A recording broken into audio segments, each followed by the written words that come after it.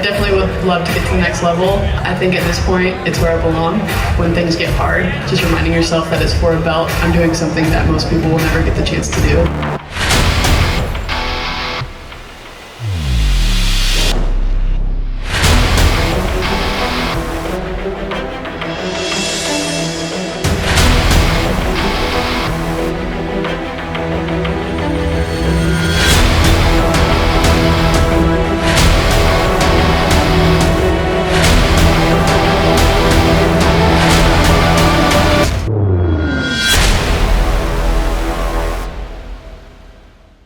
We want to give our listeners and your fans and the STSPN audience, we want to give them a little insight to who is Miranda Granger, because right now a lot of them might just see you as a fighter that goes out and beats people up all the time. We want to peel the onion back a little bit and give them a little bit of a insight to who you really are. All right. Hello, Danger Nation. I'm John Bonner. I teach at Glacier Peak High School, and I've known Miranda Granger pretty much her whole life. I got to tell you a story which, to me, epitomizes who Miranda is. Back in the day, our neighborhood over in Gold Creek, we used to go camping at Crescent Bar in Eastern Washington on Memorial Day and July 4th, and a bunch of families would get together. We'd do our thing. We'd be at the campfire. We'd be out in boats, all that kind of stuff. Anyway, one day I'm going out on my jet ski, and little, 10-year-old Miranda Granger asked if she could come with me. So I said, sure.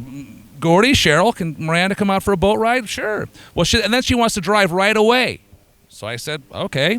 I'm thinking to myself, she's a little girl. I'll let her have her fun. We'll tootle around a little bit, and then I'll take over. True story.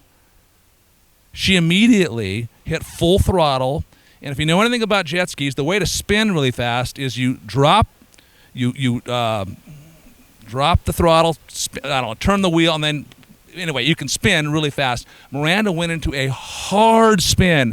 I have been thrown off of jet ski exactly one time in my life, and it was Miranda who did it. I felt like I was a human helicopter going off of that thing. It was crazy. Should have known then that Miranda might one day become an MMA fighter. I've seen Miranda compete in a lot of sports, and here's the one thing, and I'll bet anybody who's seen her play, anybody who's ever seen her coach would agree on this. She is the most fierce competitor you will ever see. So it's a Danger Nation. Miranda, dangerous times ahead. Where did you grow up? I grew up in Snohomish, Washington. I went to Snohomish High School for a couple years, and Valley View Middle School, Totem Falls Elementary School, that whole thing. And I ended up going to Glacier Peak. But I've been in Snohomish pretty much my whole life. We got here when I was in second grade. So. Outstanding. Yeah. So you were part of that. Special group that went to Snohomish for a couple years, and then you were part of that first graduating class of Glacier Peak, right? Yep. Miranda, my favorite chemistry student. I know I'm your favorite chemistry teacher because I'm the only chemistry teacher you had. I knew way back when that you were destined for greatness as a fighter when you took me out in the Powder Puff football game with a concussion and a kidney pointer, but I still love you. Super, super proud of you. You go, girl. God be with you.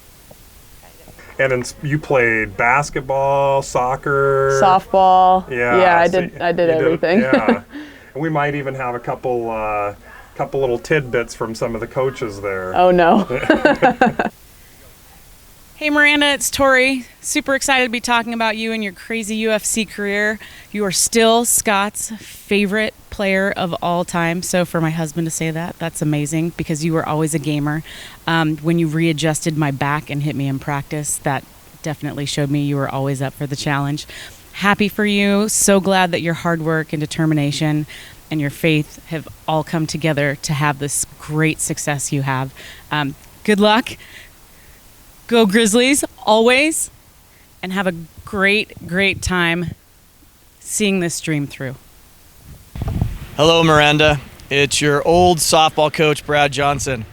I wanted to take a moment and congratulate you on all your success in the world of MMA. It's super exciting to be able to see you now on TV and fighting in the UFC.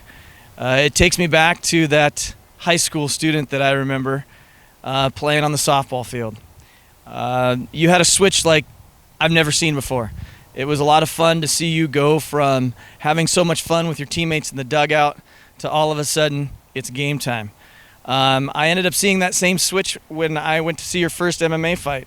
You just got out of a fight, but yet you wanted to come out in the crowd and speak to all your family and friends, and you acted like we met somewhere else. It was all about us, how my family was doing, if we had fun, and all the while you just pummeled another human being there.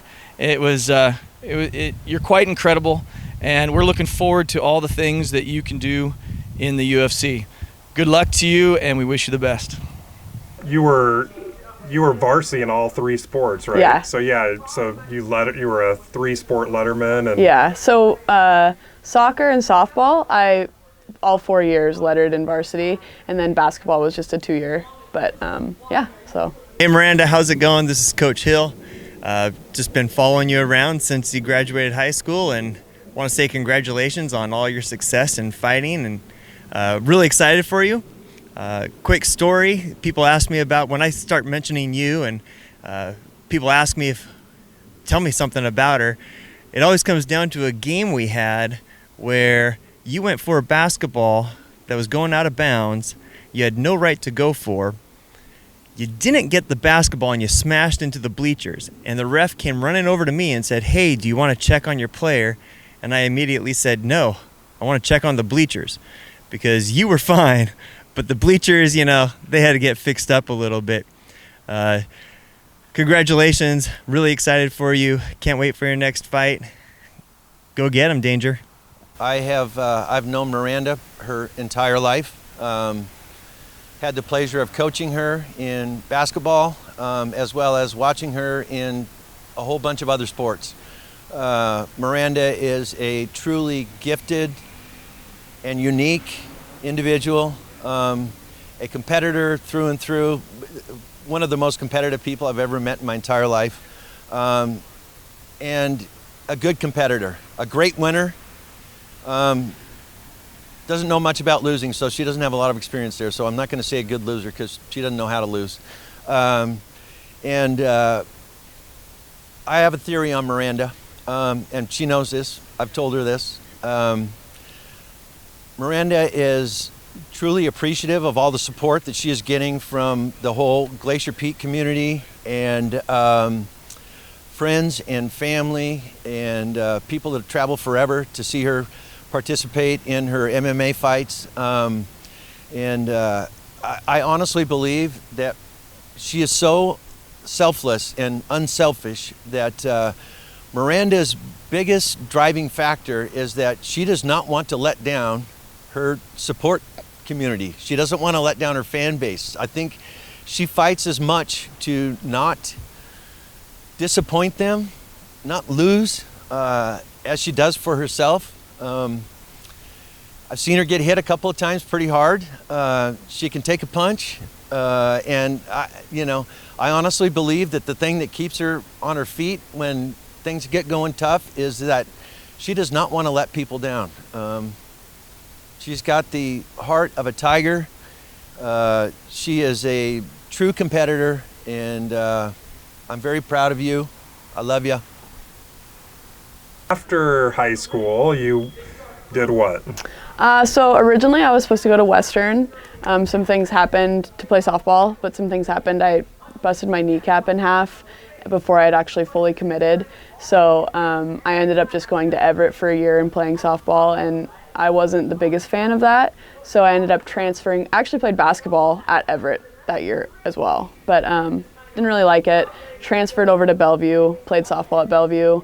After I was done, I decided that I didn't really want to go play for another team because I had loved my experience so much. So I decided to not go anywhere else, and I actually ended up coaching a year at Bellevue on the softball program. So. But where does the transition go from you playing softball to deciding I'm going to beat people up for a living? How does that transpire? Yeah, well, I actually started Taekwondo when I was 4 years old.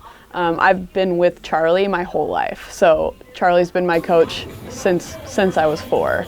I'm pretty sure he knew me the day that I was actually born. So, he's been like my gym dad, kind of. When did you know she was going to be like a really gifted MMA fighter? She kind of started in kickboxing first, and she came in here and said that she was interested in fighting. So she'd already been training for a while. I've known her since she was a little kid.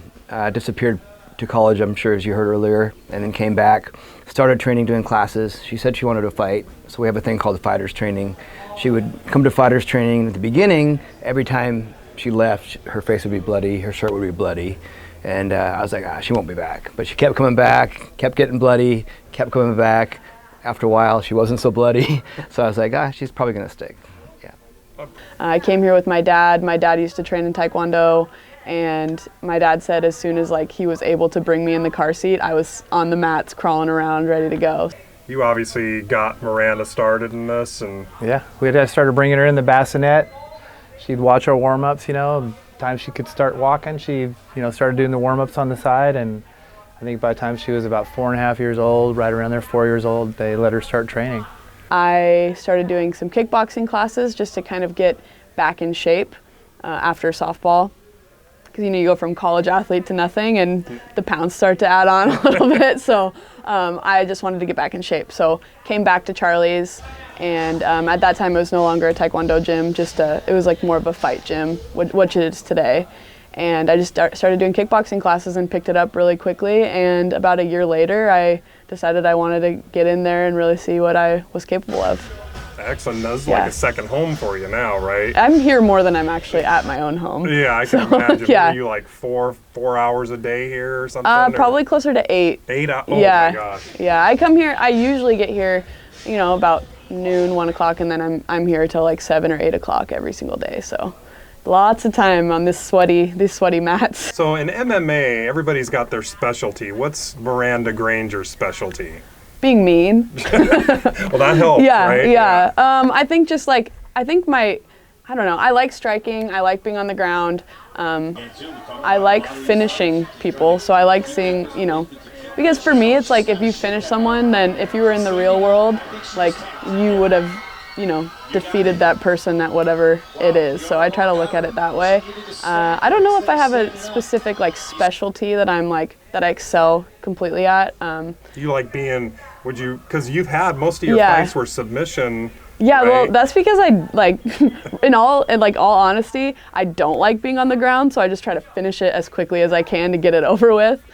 So I like striking. I think most of my background would be in kickboxing and stuff, so I think that's what I would prefer. But if it goes to the ground, I like that too. I've made that kind of a staple in my game as well. So. And for those that don't know, you just had your UFC debut just a few weeks ago, and you fought an undefeated fighter. She was no slouch by any stretch of the imagination. No, not at all. Hannah Goldie? Goldie, yeah. And you guys, there was no ground game in that fight. I thought there was going to be because you've been finishing your fights. Your one previous was like 41 seconds, I think, and you got her in a guillotine. And I was expecting that to go to the ground at some point. You guys just went toe to toe, and I was thinking you had changed up your style a little bit, or no. I think for me, I take it wherever the fight's gonna go. So I go in there, with a rough game plan. But fighting is so unpredictable that if you go in there with the mindset of just this is how it's gonna be, this is what I need to do, it's not gonna work out for you. So I think I train in every area, and with her.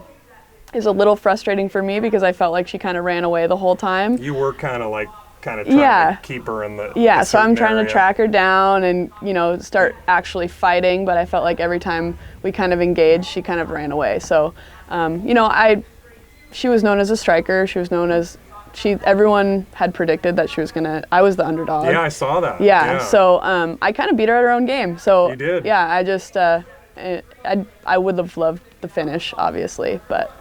That fight, that was like your first fight that ever went to the judges, right? Yeah. So let me ask you this. When it goes to the judges, I was watching, I was a little nervous. I'm thinking, okay, you never know. I thought you'd won, and it goes to the judges, and I've been watching boxing and fighting my whole life, and you just don't know what happens when it goes. What's your mindset at that point when it's in the judges' hands? I was a little nervous for this one. I thought I had won. But I knew that she was the favorite, and I knew that, you never really know. So you don't know what the judges are going to see, and that's why, I've always been taught to finish the fights, so don't leave it into the hands of the judges, because the judges are people who, you know, they don't fight, they don't train, they just are there to do their job. And my job is to win. So it's just, you know what I mean? And I don't know, I was nervous, but once I heard that the scores were 30-27, I knew that I'd won. Yeah. You're in your first UFC debut, and all of a sudden you see Herb Dean as the ref, and you got Michael Buffer there. Is there a point where you're like, oh my gosh, I'm in the real UFC world? Yeah. I'm in the big time world. I mean, did it hit you at some point? So I took the fight with 2 weeks notice, so it was going so fast. I typically would take like 10 weeks to prepare for a fight, and I had a week and a half until we were flying to New Jersey. So it kind of got condensed into this small week where I was just go, trying to, you know, just get myself to that peak point that I was ready to fight. So when we actually got there to New Jersey, I kind of had some time to decompress, started like signing posters and doing the photo shoot, and it still hadn't really fully hit me yet because it was still so quick. But right before the fight, you have to go do a walkthrough, and me and my team went out, and I remember we were standing behind this black curtain, and the curtain kind of opens and there's no one in the audience yet, and you know, it kind of gives me chills even just talking about it. But we walk out, and it was my first walk to the octagon, so just me, my husband, and my two coaches. And I remember just thinking, like, almost getting like emotional and telling myself like, okay, don't cry, you have to go fight someone in like an hour. But just no one in the audience, just the cage lit up, and we were able to go in there, and all the way around the whole stadium it said like Miranda Danger Granger, and I saw like my eyes on the screen and my, you know, my picture and stuff. And even to this like moment right now, more than the fight itself, I think that was the coolest, most surreal moment almost of my life so far. So through your mind when she got that call from the UFC, I mean, was that like full of pride? What's your emotions when you hear about that? I definitely was excited when we got the call that had the correct offer. We'd actually gotten a call before. The opponent wasn't right. We talked about it. We originally said no, but then she went on a jog, came back and said, no, we'll take it, let's do it. But by the time we had called back, they had already given that opportunity to somebody else. So we kind of knew we were in the mix because of previous phone calls. So it's just when they called us with this opponent and for the state, we were pretty excited. So I was more relieved that we finally got it done, because we'd been waiting for it for so long. How did you feel when Miranda just got the call not too long ago to start her UFC debut? What's in your mindset when that happens? It was amazing. It's like a dream come true. You know, I tell some people, it's kind of like if your son got drafted in the NFL.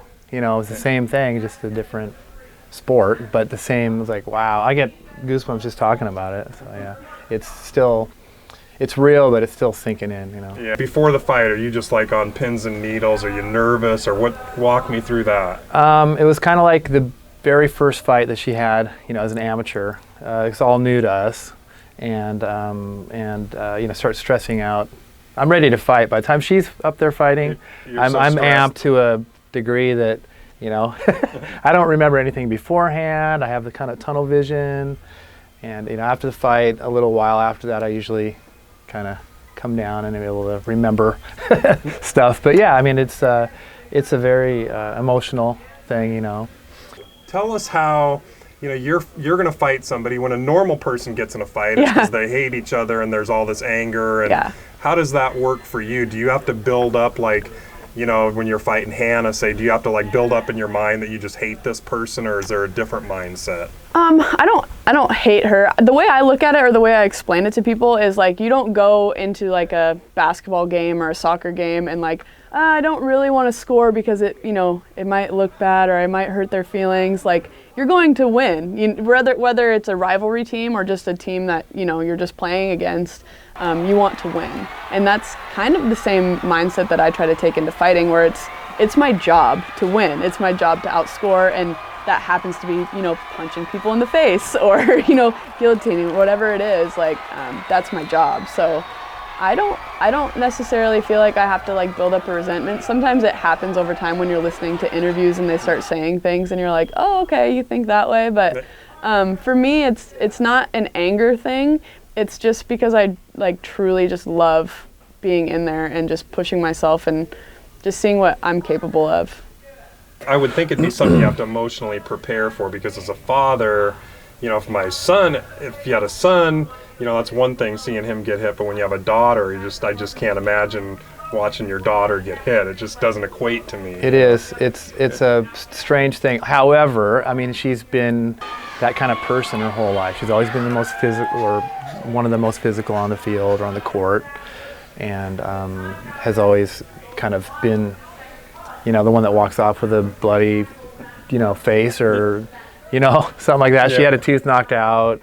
It's something, you know, try and explain it to people. It's a kind of a difficult thing to explain, really. I mean, I'm just used to it. For me, I don't talk smack because we're gonna go fight. So there's no point in doing that. Like anything that you have, you know, against me or that you feel against me, we can settle it when we're in the cage. There's no need for me to start running my mouth and, you know what I mean, give people an extra reason to not like me or whatever, to use that fuel their fire. I don't see the point. What do you think your biggest accomplishment is outside of the fighting world?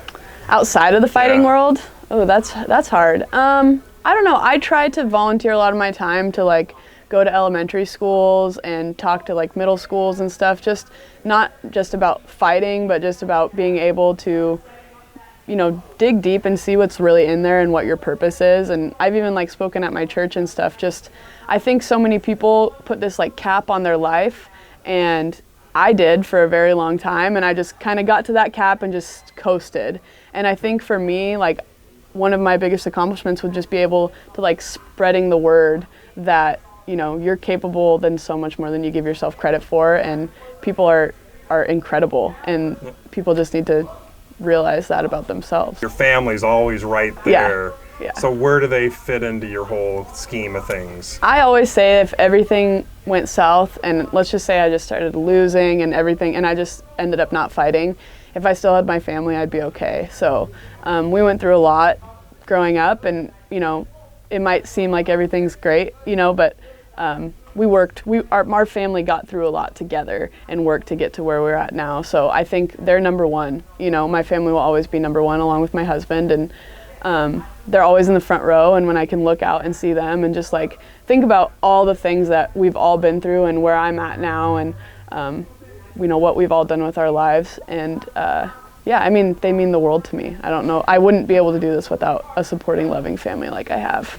As a husband, were you pretty nervous on, like, you know, she's at these fights? Do you go? I know I see you go to the fights as well.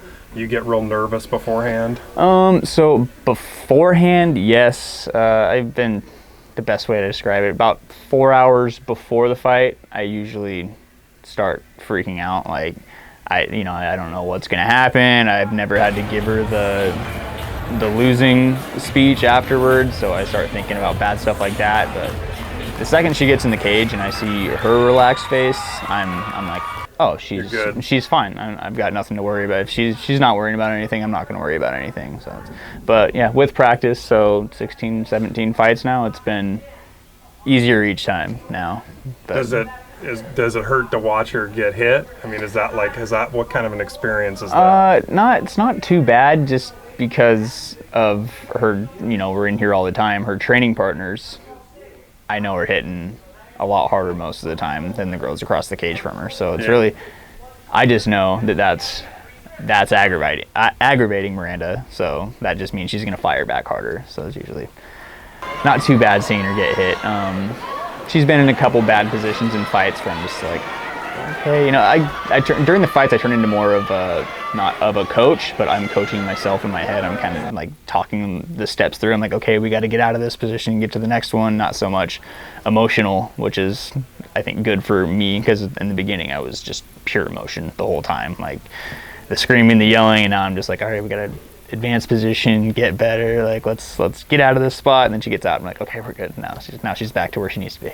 So do you train with her too? We do a little bit. I'm much bigger, so not too. We do some wrestling drills and grappling, and we'll do some boxing from time to time. But as of like kickboxing and MMA, like my my legs are too big to be kicking her, and then Yeah. and then she's bony, so it hurts even more when she's kicking me or anything like that. But we get our boxing rounds and grappling rounds in, but it's not too bad. Why is this a premier place as opposed to anywhere else? There's lots of good places around Washington State. Matter of fact, like 5 or 6 of the gyms that are around are my students. So I'm not going to say that we're better than anybody. I'm very proud of all my students, whether they're still with me or they're not with me. One of the things is that we're just one of the originators of the sport in this area. We started doing it before anybody else. We've been doing it longer than anybody else. We've got definitely a great group of guys. We've never been a gigantic mega gym. We've just always been a kind of a close-knit group of fighters. Tell the listeners something about Miranda Granger that they may not know about you. You know, like what you got a weird hobby, or I love to cook. You love to cook? Like I love cooking. I love eating more, but I love cooking. I think eventually, like, I'd love to have like a food truck or something like that. I was thinking like half the menu would be healthy things that I eat like while I'm fighting, and then the other half would be like what I eat after I'm done fighting. So there'd be like a 50-50 menu. You'd need that for a food truck. Exactly. Too, 'cause some people come to food trucks for the bad stuff. So and I imagine you have to be very careful, like a lot of the time for what you're eating. And I monitor what I'm eating majority of the time, but after like the week after my fight, it's on. It's like game on. it is game on. It is really funny. What's your first cheat meal when you after a fight or something? It kind of depends. Typically around here, if I fought around here, we've gone to like Dick's, you know, and gone and got cheeseburgers and fries, or but like the next morning, my mom usually makes a big breakfast, and she'll either make like her Swedish pancakes with sausage and bacon and, you know, whipped cream and strawberries and all that stuff, or I've made like these Krispy Kreme breakfast sandwiches. That sounds very healthy. Yes. Well, it's not, but it's really nice because I eat all of that, and then if it's right after my fight, I wake up and I still have abs, and I'm like, yes. So, but it's only a couple days, and then they go away pretty quickly. It's not a long-term thing. No. It's just I try to, you know, get in whatever I can in this short amount of time. I usually make like a list and try to check that list off. But yeah. What's next on the horizon for Miranda Granger? I mean, what are you waiting for? How does this work? You waiting for a call from Dana White? Yeah. Or is that, you know, what's the next step? Yeah, so I'm hoping to fight in December. I think that would be ideal for me, but it's not really my call. I wait for the call. So most likely they would call Charlie, my coach, and then Charlie would call me and tell me, you know, this is the date you're fighting, this is who you're fighting. But and it's just kind of a waiting game, so staying in shape. And I'm actually going to Hawaii with my husband for our anniversary, so we're going to do that, and I'm going to mentally decompress a little bit from the fight world and enjoy that time, and then hopefully when I get back, things will just start rolling. So Hawaii, do you go there, and then do you work out while you're there too? And yeah. I mean, I'm not really doing anything like MMA related, but we'll usually wake up, go on a run, do like a hour-long workout, and then just enjoy the beach and each other, and, you know, just hang out. Then have your cheat meals after. Have my cheat meals after that too. Yeah. Very good. Well, thank you very much. This has been a pleasure. I'm hoping that we gave our viewers an insight to Miranda Granger, and good luck to you. Thank you very much. Thank you very much.